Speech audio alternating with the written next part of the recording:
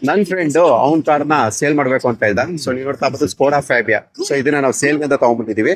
So ಎಲ್ಲರಿಗೂ ಕೂಡ ಗೊತ್ತಾ ಇರುತ್ತೆ, ನೀವೇನಾದ್ರು ಸೇಲ್ ಮಾಡ್ಬೇಕು ಅಂದ್ರೆ ಸ್ಪಿನ್ನಿಗಿಂತ ಬೆಸ್ಟ್ ಪ್ರೈಸ್ ಯಾರು ಕೊಡೋದಿಲ್ಲ. ಸೊ ಅದನ್ನ ಇವತ್ತು ಚೆಕ್ ಮಾಡ್ಕೊಳ್ಳೋಣ. ನಾನು ಆಲ್ರೆಡಿ ಗಾಡಿ ತಗೊಂಡ್ಬಂದು ಬಿಟ್ಟಿದ್ದೀನಿ, ಇಲ್ಲಿ ಇನ್ಸ್ಪೆಕ್ಷನ್ ಮಾಡ್ತಾ ಇದಾರೆ. ಸೊ ಇದು ಏನೇನ್ ಮಾಡ್ತಾರೆ, ಯಾವ ರೀತಿ ಚೆಕ್ ಮಾಡ್ತಾರೆ, ಮತ್ತೆ ಇದಕ್ಕೆ ಏನ್ ಪ್ರೈಸ್ ಕೊಟ್ಟು ಮಾಡ್ತಾರೆ, ಸೊ ಎಲ್ಲಾನು ಕೂಡ ನಾನು ತೋರಿಸ್ಕೊಡ್ತೀನಿ. ಓಕೆ, ಏನೇನು ಚೆಕ್ ಮಾಡಿದ್ರೆ ಸರ್ ನೀವು ಇನ್ಸ್ಪೆಕ್ಷನ್ಗೆ ಅಂತ ಬಂದಾಗ? ರೀಡಿಂಗ್ ಬರುತ್ತೆ. ಓಕೆ, ಒರಿಜಿನಲ್ ಇದೆಯಾ, ಓಕೆ, ಇದೆಲ್ಲ ನೋಡ್ಬಿಟ್ಟು ನಾವು ಫೋಟೋ ಅಪ್ಲೋಡ್ ಮಾಡ್ತೀವಿ. ಸರ್ ಇವಾಗ ನೀವು ಕೊಟ್ಟಿರೋಂಥ ಕಾರ್ ಪ್ರೈಸು ನನಗೆ ಓಕೆ ಅಂತ ಅನ್ಕೊಳ್ಳಿ. ಹಾಂ ಸರ್. ಸೊ ಅವಾಗ ನೆಕ್ಸ್ಟ್ ಪ್ರೋಸೆಸ್ ಹೆಂಗಿರುತ್ತೆ ಪೇಪರ್. ಬಟ್ ಅವ್ನಿಗೆ ಇಲ್ಲಿ ಏನು ಆಫರ್ ಕೊಟ್ಟಿದ್ರು ಆ ಪ್ರೈಸ್ ಅದಂತೂ ಖುಷಿ ಆಗಿದೆ. ಸ್ಪಿನ್ ಆ್ಯಪ್ ಇನ್ಸ್ಟಾಲ್ ಮಾಡ್ಕೊಂಡ್ರೆ ನಿಮಗೆ ಬೈ ಮತ್ತು ಸೆಲ್ ಎರಡು ಆಪ್ಷನ್ ಇರುತ್ತೆ. ನಿಮ್ಮ ಹತ್ರ ಇರುವಂಥ ಕಾರ್ ಸೇಲ್ ಮಾಡೋದಕ್ಕೆ ನೀವು ಸೆಲ್ ಅಂತ ಆಪ್ಷನ್ ಸೆಲೆಕ್ಟ್ ಮಾಡಬೇಕು.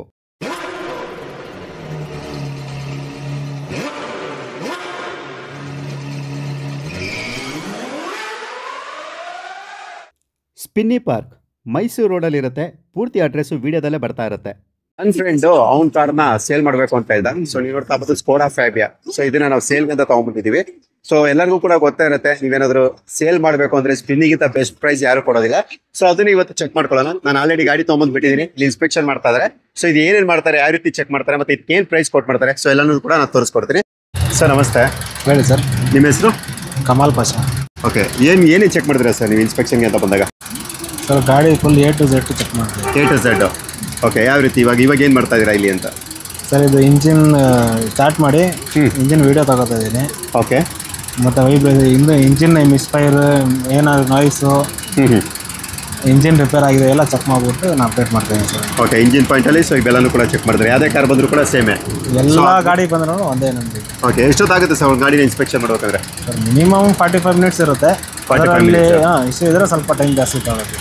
ಓಕೆ, ಸರಿ ಸರ್. ಈಗ ಇಂಜಿನಲ್ಲಿ ಹೇಳಿದ್ರಿ, ಸೊ ಇದನ್ನೆಲ್ಲ ಕೂಡ ನೀವು ಚೆಕ್ ಮಾಡ್ತೀರಾ ಅಂತ. ಇದು ಬಿಟ್ಟು ಬೇರೆ ಏನು ಮಾಡ್ತೀರಾ ಸರ್ ನೀವು? ಬಾಡಿ ಸ್ಟ್ರಕ್ಚರು, ಓಕೆ, ಮತ್ತು ಬಾಡಿ ಪ್ಯಾನಲ್ದು ಪೈಂಟಿಂಗ್, ರೀಪೇಂಟಿಂಗು ತೋರಿಸಿ ಸರ್ ಅದಂಗೆ. ಸೊ ನೀವು ಯಾವ ರೀತಿ ಮಾಡ್ತೀರಾ ಅಂತ. ಓಕೆ, ಇದೇನು ಡಿವೈಸ್ ಇದು? ಇದು ಪೇಂಟ್ ಚೆಕ್ ಮಾಡೋದು. ಓಕೆ, ಇದು ರೀಪೇಂಟ್ ಆದರೆ ರೀಡಿಂಗ್ ಬರುತ್ತೆ. ಓಕೆ, ಆ ರೀಡಿಂಗ್ ಪ್ರಕಾರ ನಾವು ಇದರಲ್ಲಿ ಫೋಟೋ ಅಪ್ಲೋಡ್ ಮಾಡ್ತೀವಿ. ಓಕೆ, ಸೊ ರೀಡಿಂಗ್ದು ಅದನ್ನು ಫೋಟೋ ತೊಗೊಂಡು ಅಪ್ಲೋಡ್ ಮಾಡ್ತೀರಾ? ಮಾಡ್ತೀವಿ. ಓಕೆ, ಇದು ಏನಂದರೆ ನೀವು ಎಲ್ಲ ಸೈಡು ಪೇಂಟ್ ಚೆಕ್ ಮಾಡ್ತೀರಾ? ಹಾಂ, ಫುಲ್ ಬಾಡಿ ಚೆಕ್ ಮಾಡ್ತೀವಿ. ಓಕೆ, ಆಮೇಲೆ ಸರ್ ಪೇಂಟಿಂಗ್ ಬಿಟ್ಟು ಬೇರೆ? ಮತ್ತು ಬಾಡಿ ಸ್ಟ್ರಕ್ಚರ್ ನೋಡ್ತೀವಿ. ಓಕೆ, ಈ ಬಾಡಿ ಸ್ಟ್ರಕ್ಚರ್ ಏನಾದ್ರು ರಿಪೇರ್ ಆಗಿದೆಯಾ, ಹಾಂ, ಒರಿಜಿನಲ್ ಇದೆಯಾ, ಓಕೆ, ಇದೆಲ್ಲ ನೋಡ್ಬಿಟ್ಟು ನಾವು ಫೋಟೋ ಅಪ್ಲೋಡ್ ಮಾಡ್ತೀವಿ. ಓಕೆ, ಅದೆಲ್ಲ ಮಾಡಿಬಿಟ್ಟು ಫೋಟೋ ಅಪ್ಲೋಡ್ ಮಾಡ್ತೀರಾ? ಇದೆಲ್ಲ ಒರಿಜಿನಲ್ ಪಂಚಸ್ ಇದ್ರೆ ಓಕೆ, ಒರಿಜಿನಲ್ ಪಂಚದ್ದು ಫೋಟೋ ಅಪ್ಲೋಡ್ ಮಾಡ್ತೀವಿ. ಓಕೆ, ಸೊ ನೆಕ್ಸ್ಟು ಸರ್ ಅದು ಬಿಟ್ಟು ಬೇರೆ ಚೆಕ್ಸು? ಮತ್ತು ಟೈರು, ಹಾಂ, ಟೈರ್ದು ಯಾವ ಕಂಡೀಷನ್ ಇದೆ, ಹಾಂ, ಮತ್ತು ಎಷ್ಟು MM ಇದೆ ಅಂತ ನಾವು ಚೆಕ್ ಓಕೆ, ಟೈರ್ ಕಂಡೀಷನ್ ಮೇಲೂ ಕೂಡ ಡಿಪೆಂಡ್ ಆಗುತ್ತೆ. ಓಕೆ,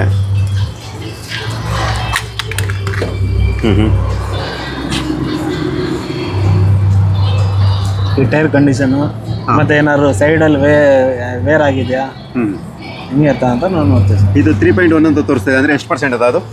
ಸರ್ ಅದು MM ಬರುತ್ತೆ, 8 MM ಬರುತ್ತೆ ಅದು. ಓಕೆ, ಫುಲ್ ಟೈರ್ 8 mm ಬರುತ್ತೆ. ಈಗ 3.1 mm. ಹಾಂ, ಸೊ ಅಲ್ಲಿ ಅದರಲ್ಲಿ ಲೆವೆಲ್ ಆಗಿದೆ ಆ ಟೈರ್, ಏನಾದ್ರು ಅನ್ಇವೆನ್ ವೇರ್ ಆಗಿದೆ, ಓಕೆ, ಅದೆಲ್ಲ ನಾವು ಚೆಕ್ ಮಾಡ್ತೀವಿ. ಓಕೆ, ಸರಿ ಸರ್. ಇಂಜಿನ್ ಆಯಿತು, ಬಾಡಿ ಲೈನ್ ಆಯಿತು, ಮತ್ತು ಟೈರ್ದು ಆಯಿತು. ಅದು ಬಿಟ್ಟು ಸರ್ ಬೇರೆ ಗ್ಲಾಸ್ ಎಲ್ಲ ರಿಪ್ಲೇಸ್ ಆಗಿದೆಯಾ, ವಿಂಡ್ಶೀಲ್ಡು ಮತ್ತು ಬ್ಯಾಕ್ ವಿಂಡ್ಶೀಲ್ಡು, ಓಕೆ, ಅದು ಮತ್ತು ಇಂಟೀರಿಯರು, ಇದು ಸೀಟ್ ಕವರ್ಸು ಒರಿಜಿನಲ್ ಇದೆಯಾ, ಓಕೆ, ಇಲ್ಲ ರಿಪೇರ್ಡ್ ಇದೆಯಾ, ಮ್ಯೂಸಿಕ್ ಸಿಸ್ಟಮು, ಮತ್ತು ಕಿಲೋಮೀಟ್ರು ಏನಾದ್ರು ಮಾಲ್ ಫಂಕ್ಷನ್ ಲೈಟ್ ಇರುತ್ತೆ, ಅಂದರೆ ಚೆಕ್ ಲೈಟ್ಸ್ದು. ಹಾಂ, ಓಕೆ, ಅದೆಲ್ಲನೂ ಕೂಡ ಚೆಕ್ ಆಗುತ್ತೆ. ಈ ಗಾಡಿಯಲ್ಲಿ ಚೆಕ್ ಲೈಟ್ ಬರ್ತಿದೆ, ಓಕೆ, ಸ್ವಲ್ಪ ಅದನ್ನು ಮೆನ್ಷನ್ ಮಾಡ್ತೀವಿ. ಓಕೆ, ಹೇಳಿ. ಈ ಮಾಲ್ ಫಂಕ್ಷನ್ ಲೈಟ್ ಇದೆ ಇದರಲ್ಲಿ. ಓಕೆ, ಆ ಮಾಲ್ ಫಂಕ್ಷನ್ ಲೈಟ್ ಎಲ್ಲ ಇದು ಮಾಡ್ತೀವಿ ನಾವು, ಚೆಕ್ ಮಾಡಿಬಿಟ್ಟು ಫೋಟೋ ಅಪ್ಲೋಡ್ ಮಾಡ್ತೀವಿ. ಓಕೆ, ಸೊ ಇಷ್ಟನ್ನ ಚೆಕ್ ಮಾಡೋದು. ಇನ್ನು ಬೇರೆ ಏನಾದರೂ ಇದೆಯಾ ಸರ್ ನಿಮ್ಮದು? ಇನ್ನು ಬೇರೆ ಇದೆ, ಕೆಳಗಡೆ ಅಂಡ್ರಿ ಚಾರ್ಜಿ ಬರುತ್ತೆ, ಹಾಂ, ಅದು ಚೆಕ್ ಮಾಡ್ತೀವಿ. ಓಕೆ, ಅಂಡರ್ ಚಾರ್ಜಿದು ಫೋಟೋ ಸಬ್ಮಿಟ್ ಮಾಡಬೇಕಾ ನೀವು? ಅಪ್ಲೋಡ್ ಮಾಡಿ ಅದರಲ್ಲಿ ಏನಾದ್ರು ಇಶ್ಯೂ ಇದ್ರೆ ನಾವು ಫೋಟೋ ಅಪ್ಲೋಡ್ ಮಾಡ್ತೀವಿ, ಇಲ್ಲಾಂದರೆ ನಾವು ನಾರ್ಮಲಾಗಿ ಫಿಸಿಕಲಿ ಚೆಕ್ ಮಾಡ್ಕೋತೀವಿ. ಓಕೆ, ಏನಾದ್ರು ಇಶ್ಯೂ ಇತ್ತು ಅಂದರೆ ಅದು ಇಶ್ಯೂ ಮಾರ್ಕ್ ಮಾಡಿಬಿಟ್ಟು ಫೋಟೋ ಅಪ್ಲೋಡ್ ಮಾಡ್ತೀವಿ. ಬೇರೆ ಸರ್ ಅದು ಬಿಟ್ಟು? ಸರ್ ಅದು ಬಿಟ್ಟು ಇದು ಪವರ್ ವಿಂಡೋಸ್ ಇರುತ್ತೆ. ಪವರ್ ವಿಂಡೋಸ್ ಮನೇಲಿ ಈ ಥರ ಇದು ಸ್ವಿಚ್ ಡ್ಯಾಮೇಜ್ ಆಗಿದೆ, ಓಕೆ, ಇದೆಲ್ಲ ವರ್ಕ್ ಆಗ್ತಿದೆ ಇಲ್ಲ ಅಂತ ಅದನ್ನು ಚೆಕ್ ಮಾಡಿಬಿಟ್ಟು ಅದೇನು ಇಶ್ಯೂ ಇದೆ ನಾವು ಅದು ಮಾರ್ಕ್ ಮಾಡ್ತೀವಿ. ಓಕೆ, ಇಷ್ಟು ಚೆಕ್ಕು, ಇಷ್ಟು ಮ್ಯೂಸಿಕ್ ಸಿಸ್ಟಮ್ ಇರುತ್ತೆ, AC ಇರುತ್ತೆ. ಓಕೆ, ಅದೆಲ್ಲ ನೋಡ್ಬಿಟ್ಟು AC ಗೇಜ್ ಇದೆ, ಆ AC. ಓಕೆ, AC ಕೂಡ ಚೆಕ್ ಮಾಡೋ ಗೇಜ್ ಇದೆ ಇದಕ್ಕೆ? ಹಾಂ, ಓಕೆ, ಇದರಲ್ಲಿ AC ಗೇಜಲ್ಲಿ ಇಟ್ಬಿಟ್ಟು ಕೂಲಿಂಗ್ ಚೆನ್ನಾಗಿದ್ರೆ ಬಿಲೋ 10 ಬರುತ್ತೆ. ಓಕೆ, ಅದು ಒಂದು ಸ್ವಲ್ಪ ಹೊತ್ತು ಕೂಲಿಂಗಲ್ಲಿ ಇಟ್ಟು ನಾವು ಚೆಕ್ ಮಾಡಿಬಿಟ್ಟು ಅದನ್ನು ಫೋಟೋ ಅಪ್ಲೋಡ್ ಮಾಡ್ತೀವಿ. ಹಾಂ ಬೇರೆ ಇನ್ನೇನಾದ್ರು ಚೆಕ್ ಮಾಡ್ತೀರಾ? ಸರ್ ಎಲ್ಲ ಟೋಟಲಿ ನಮ್ಮದು 200 ಪಾಯಿಂಟ್ಸ್ ಇರುತ್ತೆ. 200 ಪಾಯಿಂಟ್ಸು? 200 ಪಾಯಿಂಟ್ಸ್ ಇರುತ್ತೆ. ಓಕೆ, 200 ಪಾಯಿಂಟ್ಸು ಕೂಡ ಚೆಕ್ ಮಾಡಿ ಇನ್ಸ್ಪೆಕ್ಷನ್ ಮಾಡಿ ನಾವು ಫೋಟೋ ಅಪ್ಲೋಡ್ ಮಾಡ್ತೀವಿ. ಓಕೆ, ಮತ್ತು ಎಕ್ಸ್ಟ್ರಾ ಏನಾದ್ರು ಇದ್ರೂ ನಾವು ಅದೆಲ್ಲ ಆ್ಯಡ್ ಮಾಡ್ತೀವಿ. ನಮ್ಮ ಆ್ಯಪಲ್ಲಿ ಎಷ್ಟಿದೆ ಅಷ್ಟು ನೋಡ್ಬಿಟ್ಟು ಅಪ್ಲೋಡ್ ಮಾಡಿ ಎಕ್ಸ್ಟ್ರಾ ಏನಾದ್ರು ಇದ್ರೂ ನಾವು ರಿಮಾರ್ಕ್ಸಲ್ಲಿ ಹಾಕ್ತಿರ್ತೀರಾ? ಓಕೆ, ನೀವೇನಾದರೂ ಕಾರ್ನ ಏನಾದರೂ ಸೇಲ್ ಮಾಡಬೇಕು ಅಂತಿದ್ರೆ, ಇಲ್ಲ ಕಾರ್ನ ನೀವು ತೊಗೋಬೇಕು ಅಂತಿದ್ರೆ spin is the best place ಅಂತಲೇ ಹೇಳ್ಬೋದು. ಯಾಕಂದರೆ ಇಲ್ಲಿ ನಿಮ್ಮ ಕಾರ್ಗೆ ತಕ್ಕಂತೆ ಒಂದು ಒಳ್ಳೆ ಪ್ರೈಸಲ್ಲಿ ಸಿಗುತ್ತೆ. ಏನು ಸರ್? ಖಂಡಿತ ಸಿಗುತ್ತಲ್ವಾ? ಖಂಡಿತ ಸಿಗುತ್ತೆ ಸರ್. ನಿಮ್ಮ ಹೆಸರು? ಕಿರಣ್.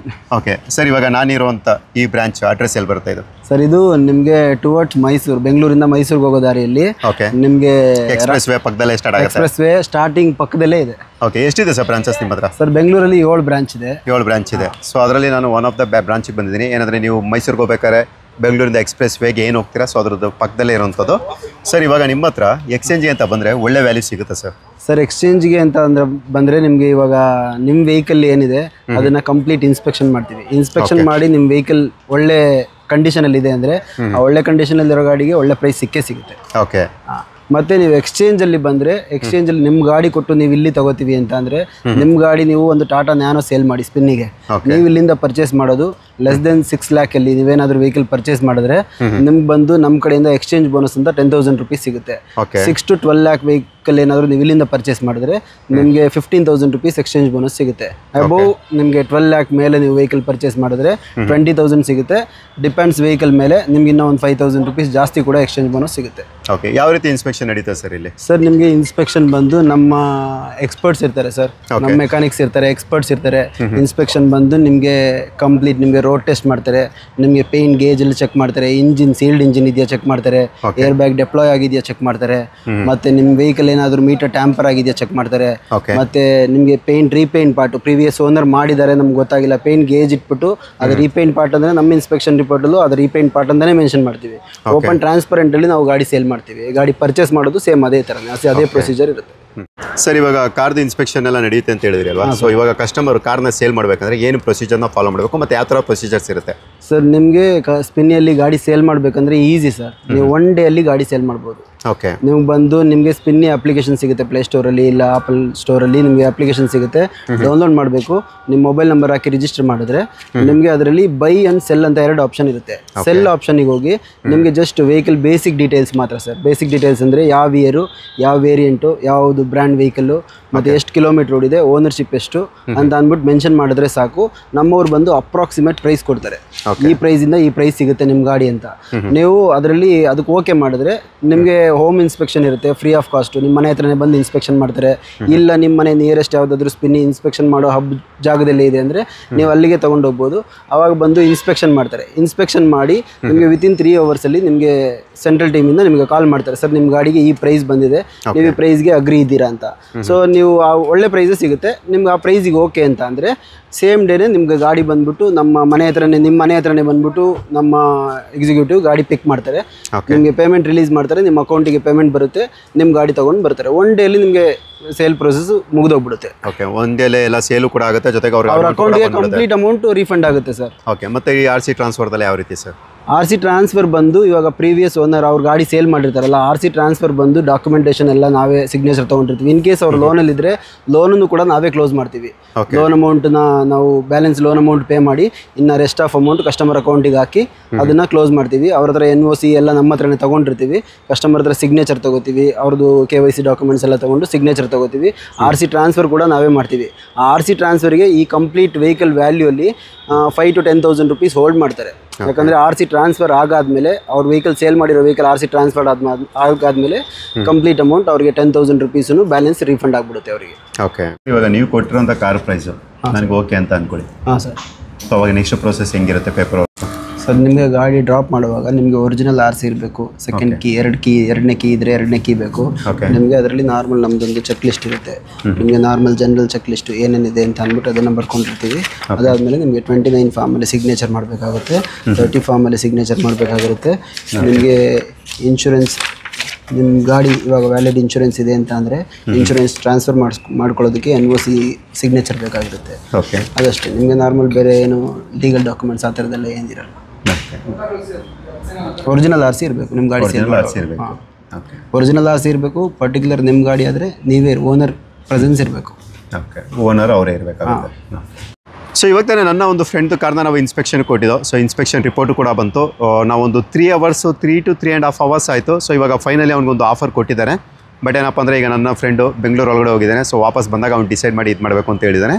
ಬಟ್ ಅವ್ನಿಗೆ ಇಲ್ಲಿ ಏನು ಆಫರ್ ಕೊಟ್ಟಿದ್ರು ಆ ಪ್ರೈಸು ಅದಂತೂ ಖುಷಿಯಾಗಿದೆ. ಸೊ ನೀವು ಕೂಡ ನಿಮ್ಮ ಒಂದು ಕಾರಿಗೆ ಒಳ್ಳೆ ಪ್ರೈಸಲ್ಲಿ ನೀವೇನಾದರೂ ಸೇಲ್ ಮಾಡಬೇಕು ಅಂತಿದ್ರೆ ಖಂಡಿತವಾಗಿ ಸ್ಪಿನ್ನಿನೂ ಕೂಡ ಒಂದು ಸಲ ವಿಸಿಟ್ ಮಾಡಿ.